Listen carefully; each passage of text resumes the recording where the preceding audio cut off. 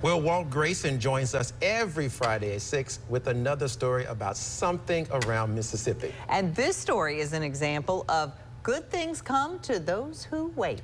Yeah, the idea to restore the Scott Ford houses in the Ferry Street district in Jackson started several years ago, but it was just this past week that some announcements were made that proves patience pays.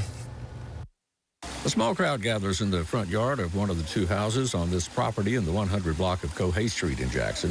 Friends of the property, members of the board of directors preserving and restoring the property, and a representative of the architectural firm recently named to begin that restoration are here. And so our first phase is going to be to kind of shore them up, repair some damage that's been done from roof leaks and things like that, and then prepare for the next phase of the restoration, which we hope will come soon. What's so special about these houses? Well, they have an interesting history of enterprise and entrepreneurship among black women in the late 1800s and the first half of the 1900s, when you wouldn't think anything like that was going on or could go on.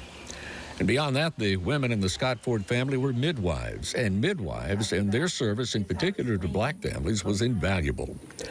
Dr. Alfredine Harrison is the biggest cheerleader behind this project. She has the patience of Job. They applied for the grants to start this project way back in 2019. And we thought we would just be on the way, but we're just beginning to use some of that money.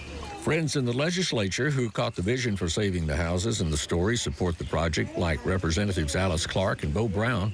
Well, it's important to me because I know about the story that midwives have had. I know about the lives they have had.